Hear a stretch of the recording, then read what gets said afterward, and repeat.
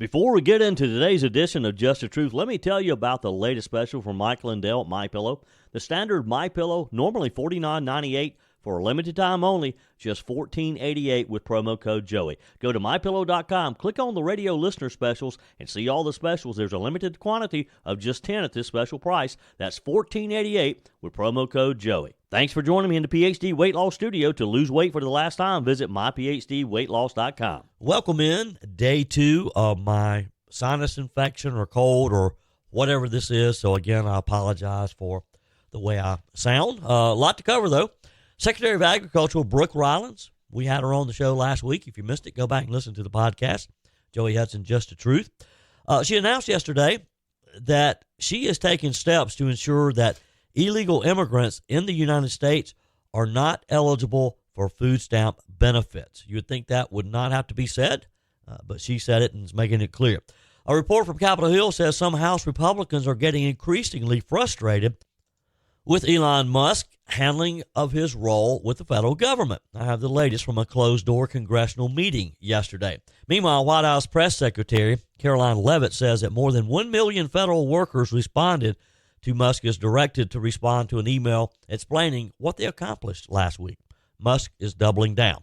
Looks like the Philadelphia Eagles are headed to the White House to celebrate their Super Bowl win with President Donald Trump. Wonder what has changed since 2018 when they refused to visit with the president. I told you we'd be back. And ye shall know the truth, and the truth shall make you free. It's Joey Hudson. I wanted to name it the Joey Hudson bill, but, they don't allow you to put names on bills. But I wanted to call it the Joey Hudson bill because I know that one's been near and dear to you for a number of years. That's how it's done. Let your voice be heard. And the truth shall set you free. Here's Joey Hudson. This is one of those file it away in the common sense folder, but I guess it needed to be said.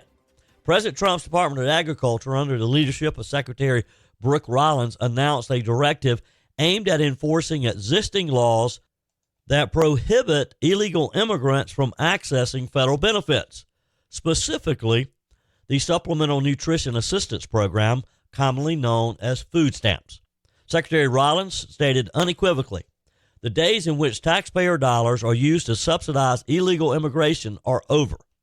She emphasized that the USDA will follow the law full stop.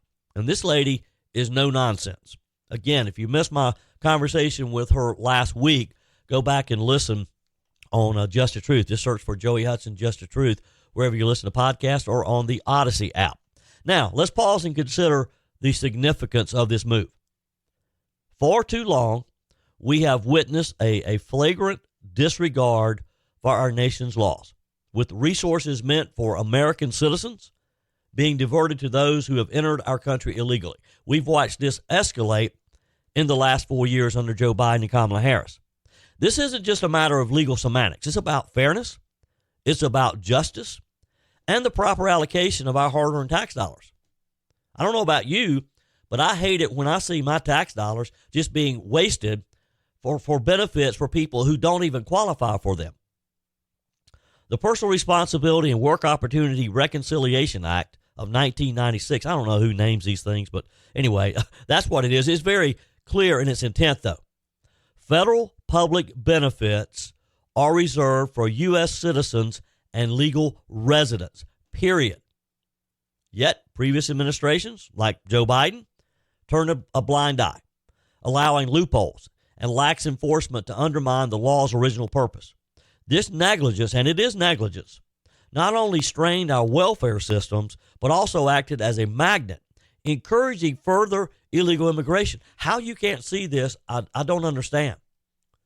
When you give people free hotels, free food, free spending money, free transportation, the word gets back home to Mexico and South America and wherever that come on over. They'll give you all this free stuff. There is such a thing as a free lunch, and you can get it here in the U.S. It encourages. That's why we had so many coming in during Biden's administration, because they promoted the idea that they were going to help these people. President Trump's executive order, signed February the 19th, addresses the issue head on. It directs all federal agencies to identify programs that have been improperly granting benefits to illegal aliens and to take immediate action to align those programs with the federal law and his directive. This includes enhancing eligibility verification systems to ensure that only those who are legally entitled to benefits receive them, meaning citizens of the United States, people who need those benefits. Critics, of course, are up in arms, decrying this as inhumane, that we're going to cause people to starve. But let's cut through the noise. Enforcing the law is not inhumane. It's a fundamental aspect of a sovereignty and of our government. When laws are enforced consistently and fairly, it deters illegal activity, and it promotes a culture of respect for the rule of law. It's just that simple. This directive isn't about denying assistance to those in genuine need. That's what it's there for. But for Americans, when I work and I pay taxes, and I know that a portion of that is going to help people who need help, but American citizens, not the entire world. It's about ensuring that aid reaches its intended recipients, American citizens and legal residents who contribute to our society and abide by our laws. And by safeguarding these resources, we can provide more robust support to our veterans, individuals with disabilities, and families, American families, who are facing economic hardships. And there's a lot of them out there. Some might argue that the number of illegal immigrants receiving such benefits is negligible. I dare say that's the case. But it's not just about the money. It's about the principle. When we allow exceptions and turn a blind eye, we erode the very foundation of our legal system. We're hurting ourselves. This action also sends a clear message to those considering illegal entry into the United States. The era of exploitation is over. There is no such thing as a free lunch anymore in the United States of America. The promise of government benefits will no longer serve as an incentive to bypass legal immigration channels. And by removing these enticements, and that's exactly what they are, they're enticing people to come here. We uphold the integrity of our borders and the sanctity of our laws. Plus, we have more resources for our own people, our own citizens. And that's how it should be. Now, along with this directive, the administration is taking a hard look at organizations that may be facilitating illegal immigration under the guise of humanitarian aid. They're going around the system. Homeland Security Secretary Kristi Noem recently froze hundreds of millions of dollars in migrant aid funding, citing concerns that these funds were being used to encourage illegal activities, which a lot of them were. This move underscores a commitment at all levels of government by the Trump administration to scrutinize every facet of the system to ensure compliance with the law and to make sure that these abuses no longer continue. It's essential that we recognize that compassion and enforcement are not mutually exclusive. We can offer a helping hand to those in need while maintaining the integrity of our legal frameworks and of our country and of the benefits that our American citizens deserve. And by enforcing these laws, we're preserving the resources, we're preserving opportunities that make America the land of prosperity and the land of freedom. Final word here. President Trump's administration is reaffirming a very simple yet common sense of principle that the law matters. If we have a law on the books, if we have a program that's designed to meet the needs of American citizens, it should be upheld. It should be enforced. And by ensuring that federal benefits are reserved for those who are here legally, we're not only upholding the rule of law, but we're also honoring the trust and the investment of every American taxpayer who goes to work every day and works to pay federal taxes. It's a move that champions fairness, justice, and the values that have made this nation great. And this is just the beginning. And this is why I'm so encouraged every day when I hear of these programs that the Trump administration is reintroducing common sense to our federal government. Again, as I started this segment, we shouldn't even have to say that food stamps are only for American citizens. That should have never even been an option. That food stamps would have been given to foreigners who were here illegally to begin with. But they did, and they were. And thank goodness that the Trump administration, under the leadership of Brook Rollins, is making an end to that right now. There's a lot of talk about making America great again, and it begins with making America healthy again. Dr. Ashley Lucas and her team at PhD Weight Loss are at the forefront to educate and guide you to be your best self. The millions being spent in propping up Big Pharma are astounding, only to create long-term dependency and harmful side effects. Let's take a natural approach that isn't connected to a pharmaceutical company's bottom line. The coaches at PhD Weight Loss will show you how. The entire program is centered around science and nutrition, a proven roadmap that has helped over 8,000 clients lose over 331,000 pounds. You'll learn what to eat and when, how to quiet cravings, and finally get rid of that belly fat. Plus, you'll never take a medication. How many pounds would you like to lose in 2025? Do it the natural way with PhD Weight Loss, here to lead the charge to make America healthy again. Call PhD Weight Loss and schedule your consultation. 864-644-1900. That's 864-644-1900, or go to myphdweightloss.com. We're all just enthralled with DOGE, the Department of Government Efficiency.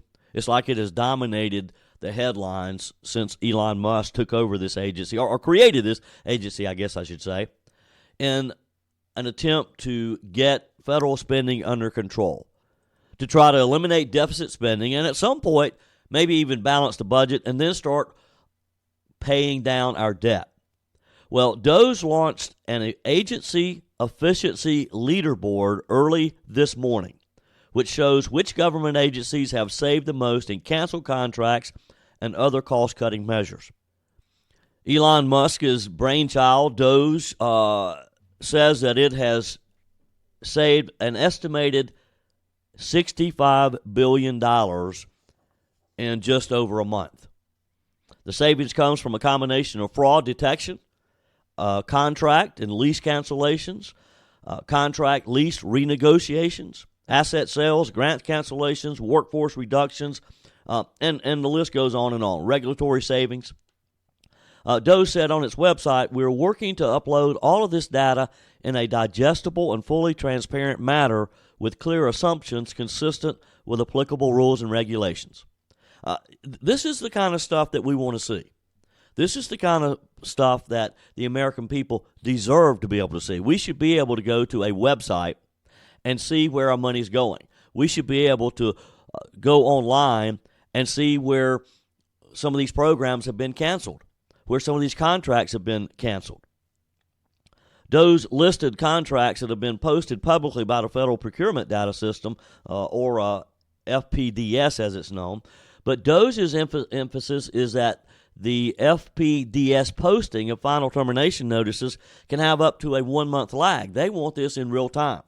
They want to be able to cancel something today and we be able to see it almost immediately. DOGE said there may be some discrepancy between the actual posted numbers, the latter of which originate directly from the agency contracting officials. Now, at the top of DOGE's agency efficiency leaderboard, it's kind of become a contest of which agency can save the most money. At the top of the list with the most savings are the Department of Education, and look, there's probably a lot more there that can be saved, particularly if we just eliminate the Department of Education altogether. General Services Administration, the Environmental Protection Agency, Department of Labor, and Office of Personnel Management. And this is just the beginning. Again, we're 1 month into this. The agencies with the least savings, DOGE says, are the Department of State, National Institutes of Health, which I don't quite understand that one, but we'll dig into that one a little later. Department of Transportation, Department of Energy, and Department of Commerce. Now, here's what we learned just in the last couple of days, and it's a question that I've had, is when they say, okay, we have canceled these contracts worth $1 billion, my question was, well, does that mean that we just eliminate it altogether? How do you cancel a contract that we're in the middle of? Because typically, when you sign a contract for a service, you have to recognize that contract. You have to complete it. Last week, DOGE claimed that it had saved $55 billion, but we have now learned that nearly 40% of the canceled contracts haven't saved any money yet because the total value has already been obligated. In some cases, the money's already been spent and may not be able to be clawed back, is the term they use. But that's okay. The Dems have latched onto this. The Dems have attacked Elon Musk, saying, well, you're fake. You're giving us information that's not true, by saying, well, you saved $55 billion when in actuality you have it this year because we're going to still have to pay that. But the way to look at this is that, yes, it saved us money because, yes, maybe there's 6 months left on that contract. Maybe we have to pay that contract. But at least we know it's being canceled. At least we know it's not going to come back next year. So that's savings that we'll have for many years to come. And that's a good thing, because if we're ever going to get to the point that we balance the budget, you got to start somewhere. And besides, the left and the media, they're never going to say to Elon Musk, hey, good job. Thank you for doing that. They're always going to be attacking him. They're always going to try to put him on the defensive.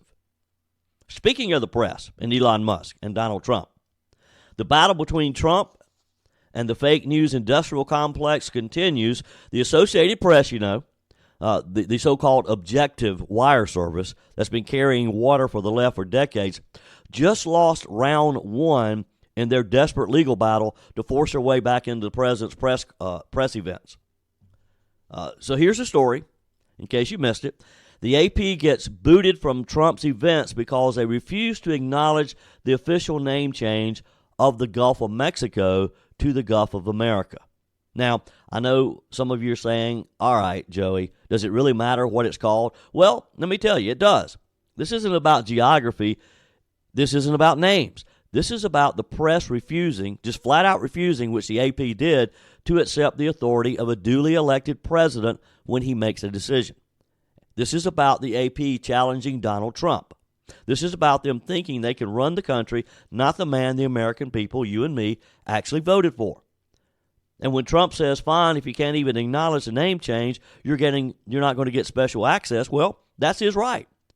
The AP and some of their leftist buddies have been screaming violation of press freedom. Well, folks, access to the Oval Office, being able to ride on Air Force One is not a right. It is a privilege given to the media, a privilege that must be earned by playing fair, reporting honestly, something the AP stopped doing a long, long time ago. And here's where it gets even better. The judge in this case, Trevor McFadden, tossed out the AP's request for an emergency restraining order, saying, and I quote, that the AP's on delay in filing their lawsuit proves this wasn't some dire situation causing irreparable harm. Exactly. If this was some grave threat to press freedom, why did they wait more than a week to file the suit? I'll tell you why. Because it's all about political theater. That's all it is. It is a game. And yet, despite the win for Trump, despite the ruling against the AP, the usual suspects in the media are absolutely losing their mind over this. They're talking about the president, the horror. What will happen if other presidents start holding the press accountable? Well, guess what? We've seen this happen before. Barack Obama threatened to kick Fox News out. It was only after the other media in the room objected did Obama allow Fox to stay. Again, it is a privilege. It is not a right for the AP to have a seat at the table in the press corps. Your comments are welcome on the Firmin Ford text line, 864-477-JOEY. That's 864-477-5639. Emails always welcome, joey@joeyhudson.com. Speaking of the Firmin Ford text line, it's never been more important to support locally run businesses owned by people who actually live here in the upstate. Let me take a minute to talk with you about our friends at Firmin Ford. If you're looking for a new vehicle, maybe a great pre-owned vehicle, one you could trust, or maybe you're looking to order that special vehicle. Either way, if you want a new one, a brand new one, or a pre-owned that you can trust, the folks at Firmin Ford, they're there to help you. Their name is on the sign because their name is on the line, because every single transaction is important to them. Jim Firmin, Matthew Firmin. They do business the right way. When you stop by, when you give them a call, or maybe when you just send them a quick email, you're always going to have access to a member of the Firmin Ford family. And by the way, they also offer great service, and you're not going to have to wait weeks and weeks to get it done. And you do not have had to purchase your vehicle at Firmin Ford. Doesn't even have to be a Ford. They service all makes and models. Visit my friends at Firmin Ford online at firminford.com, firminford.com. Continuing today's show, and again, I apologize for my voice. I've got this cold or sinus infection or something, and I know I sound horrible. I don't feel that bad, but my voice is just bad, so please forgive me again. Talk about irony. This story is all about irony. It's about none other than the Philadelphia Eagles, the Super Bowl champions, and their big White House invitation from President Donald Trump. Yep, my friends, the same Philadelphia Eagles who back in 2018, remember, boycotted the White House visit under Trump's first term, and now suddenly they're more than happy to take him up on the invitation. Now, isn't that just so convenient? So let's rewind a bit. Let's go back to 2018. We had players grandstanding, virtue signaling, refusing to attend because, oh no, Trump had the audacity to stand up for the national anthem and expected them to do likewise. The horror of this. And of course, Trump, being the strong leader that he is, didn't tolerate their nonsense. He rescinded their invitation. He brought it back and said, hey, look, stay home. He said, quote, if you don't want to come, fine, don't come. I'm not going to beg for people who don't respect our flag, our country, and our presidency. And the media lost their minds. You remember all this? Remember the headlines? All the brouhaha over this? Fast forward to today. Super Bowl champions Philadelphia Eagles, led by Jalen Hurts. I mean, they put an absolute beatdown on the Kansas City Chiefs. It was probably the most boring Super Bowl I've seen in quite some time. They ended the Kansas City Chiefs dynasty. Kansas City were poised to go for 3 in a row. Didn't happen. Guess what, though? This time, Trump, once again, extended the White House invitation. And there's been a lot of speculation as to whether or not he would. Because, some people were suggesting that he might not issue the invitation because he didn't want it turned down again. So I suspect there were some backroom talks about this. But regardless, he issued the invitation. Now the Eagles, they're singing a different tune. A club source told Outkick that the team will, in fact, accept the invite this year, and they'll go to the White House. Now, what's changed? Is it that they suddenly respect Donald Trump? I don't think so.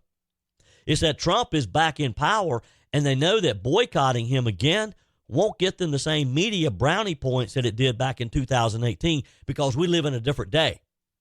They saw themselves what a massive win Donald Trump had in 2024. They saw the American people are tired of this craziness that they were a part of in 2018.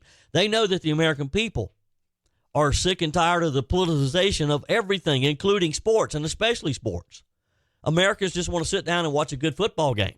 They just want to sit down and watch a good basketball game or baseball game. Folks, let's be honest. Some of these players, they just want that White House photo op for their Instagram accounts. That's the reality of it. And guess what? That's okay. That's all right. Let me tell you, though. Trump's being the guy that he is, that he's known for. He's not holding a grudge here, which he easily could have. When it comes to showing respect for those who achieve greatness on the field, he said, quote, I thought it was a great performance by them. Absolutely, they'll be extended an invitation.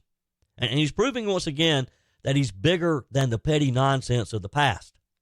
He's not going to hold it against them that some of their former teammates acted like spoiled brats in 2018. He's taking the high road because that's what leaders do, right? Now, let's compare this to how the Democrats handled sports teams under Biden. What did we see?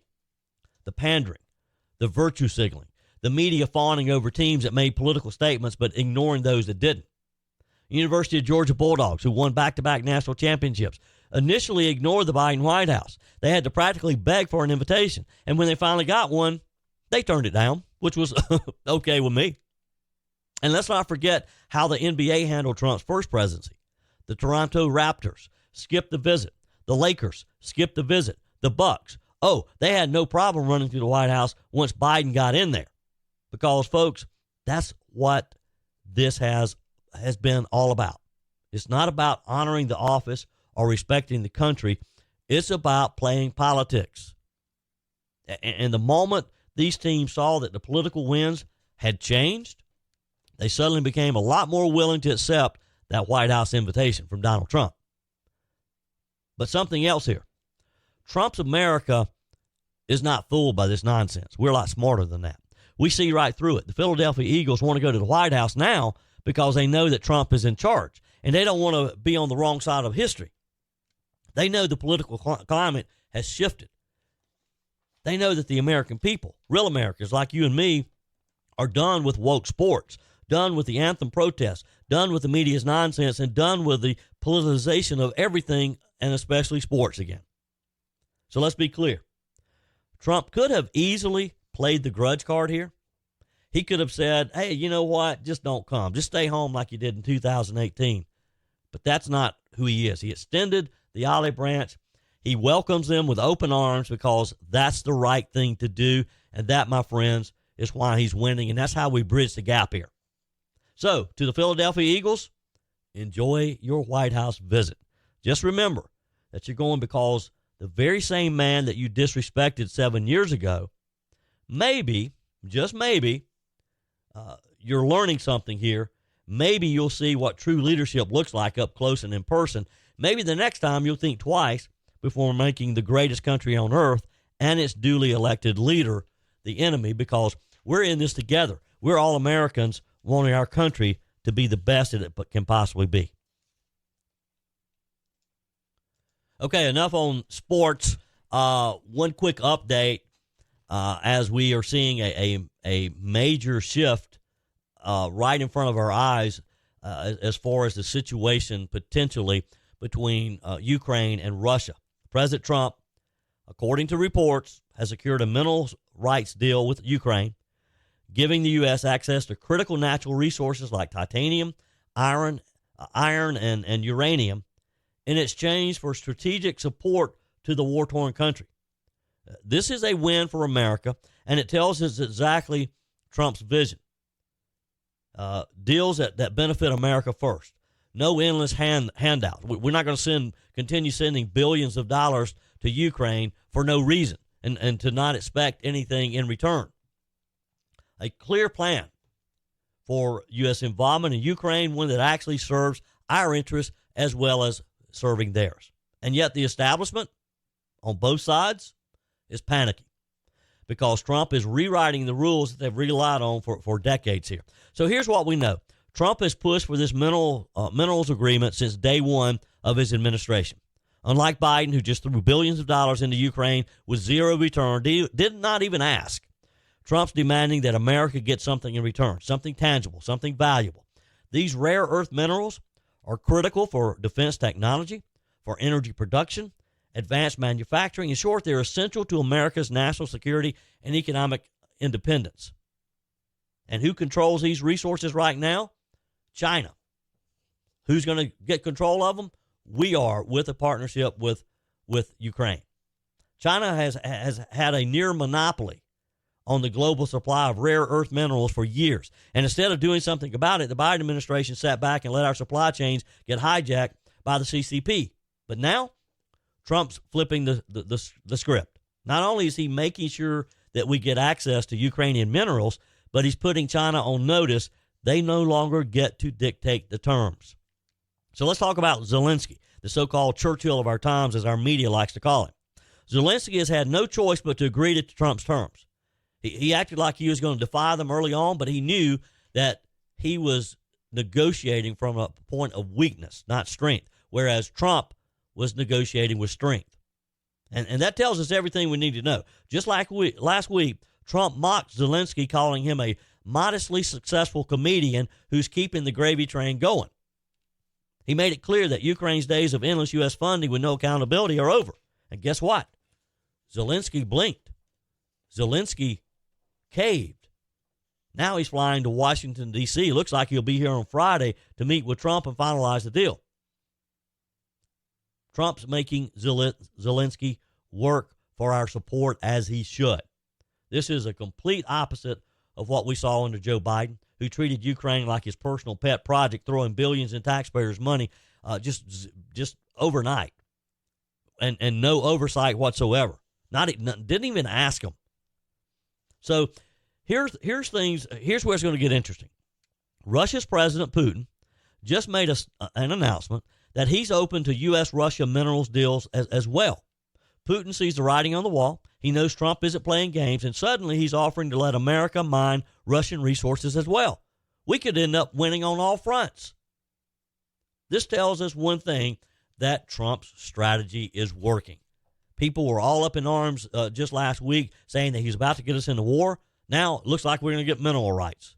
Only Donald Trump could do that.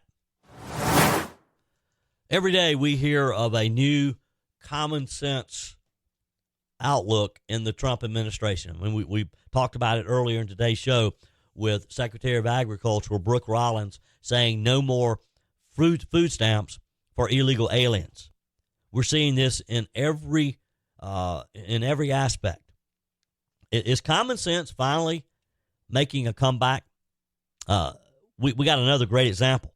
It's about the bureaucrats, those do-nothing, taxpayer-funded paper pushers at times. Now, there's some good bureaucrats. Let me just say that. There's some hardworking people who love our country and who love working for our government. But there's also a lot of people who are just there for the paycheck, and they'll take advantage. They've been sitting at home for years now and not necessarily doing anything. Those are the ones who are objecting to responding to Elon Musk's email, just simply saying, well, here's what I did last week. They don't want to respond because they didn't do anything last week. Well, Kelly Loeffler, the new administrator of the Small Business Administration, former Senate candidate in Georgia, she walked into her office for the first time on Friday and found it empty. Nothing. She did a video of her walking through her office and seeing all of the vacant desks and the vacant cubicles. Some, you could tell, had not even been occupied for a long, long time. No computers there. Some still had the new tags on the chairs. It had never been sat in. This is a federal agency in the middle of Washington, D.C. that's supposed to be serving America's small businesses. It was a ghost town. Ms. Loeffler talked with Ainsley Earhart on Fox News yesterday about what she found and made it clear that's not going to happen anymore. And guess what? They got the message real quick over the weekend. Well, Ainsley, I can tell you what it was like on Friday. It was like there were tumbleweeds blowing through the office. There were still tags left on desk chairs. And it was my first full day at the agency, and I was so excited to be able to meet people. And to not find anyone there was disappointing. To have 80% of the people back yesterday was amazing, to be able to shake hands. And what's happening is Americans are seeing that they have been paying for empty office buildings, for do-nothing bureaucrats. That ends now. We are going to get this federal government back to work thanks to President Trump's return to work order. And we can expect no less of this administration. We're going to work hard to do that every day. Wow. Tumbleweeds blowing through the office. Now, let me tell you, that's not an exaggeration. I mean, I watched the video that she did. There were desks that hadn't even been used, chairs that, again, still had the tags on them. It was obvious that no one had even attempted to use it. Why? Because these people have been working remotely for close to 5 years now.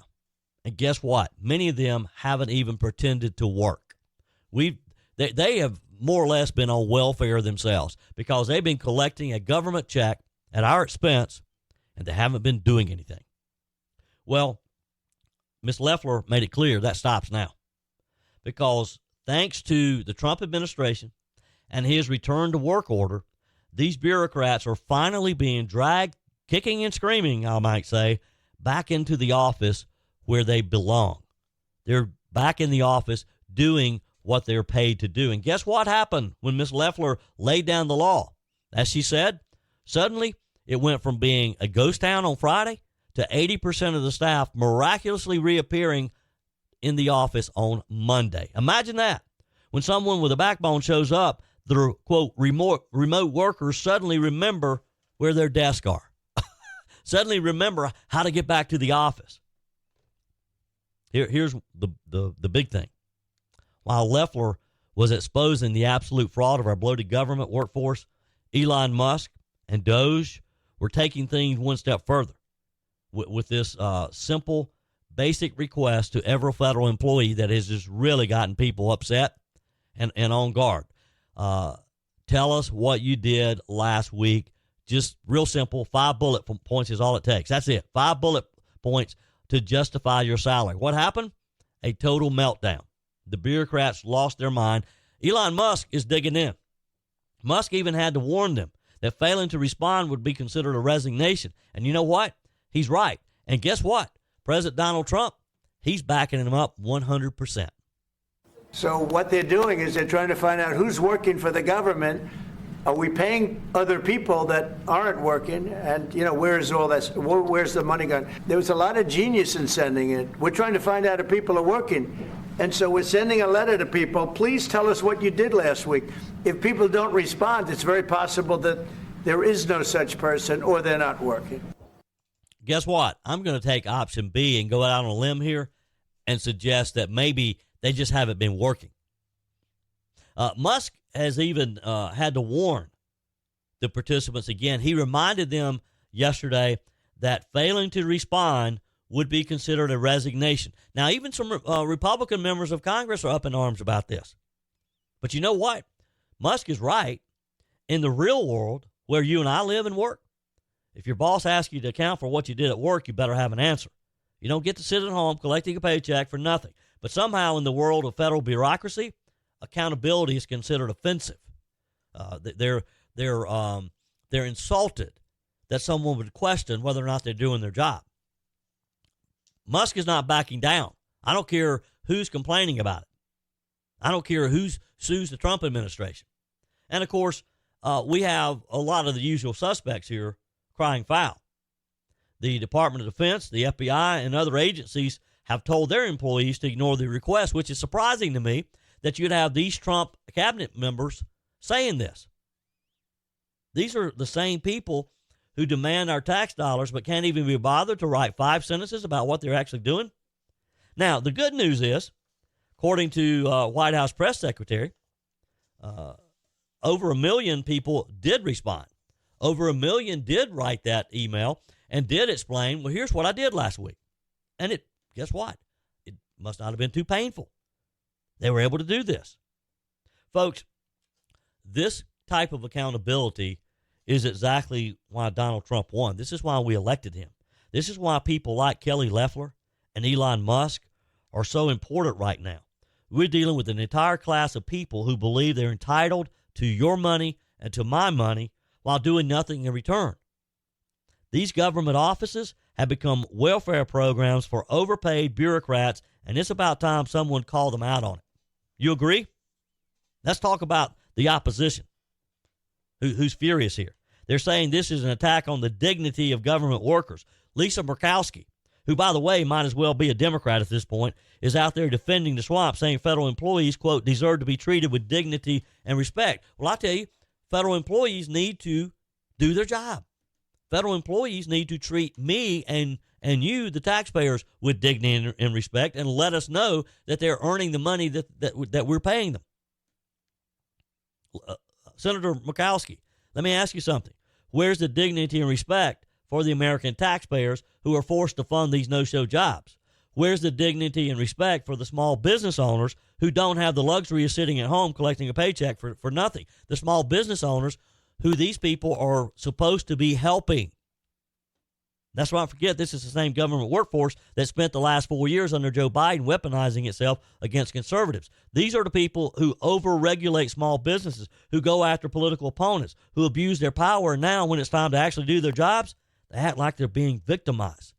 Give me a break. That's it for today's edition of Just the Truth. Thanks for joining me in the PhD Weight Loss Studios. To lose weight for the last time, visit myphdweightloss.com. If you haven't joined my mailing list yet, visit my website, joeyhudson.com. Click on the Connect with Joey button so that you can receive our emails and the most up-to-date news. Also, join me on my YouTube channel. Be sure and like, comment, and subscribe. Just search for Joey Hudson. As always, thanks for spending a few minutes of your day with me. Do me a favor and forward this episode to a few friends. Just click on the share button and send to your contacts. We need to build an army of conservatives to win our country back, and we can do that by continuing to share the truth with our friends and family. Keep those comments coming via the Firmin Ford text line 864-477-JOEY. Email to joey@joeyhudson.com, and I love your messages on the MyPillow message line. Again, that's 864-477-JOEY, 864-477-5639. Be sure and take advantage of the MyPillow special, just $14.88 on the standard MyPillows when you use promo code Joey. Order online at MyPillow.com or call 800-893-4053. We're back again tomorrow and hope you'll plan to join us. Until then, remember, God's got this.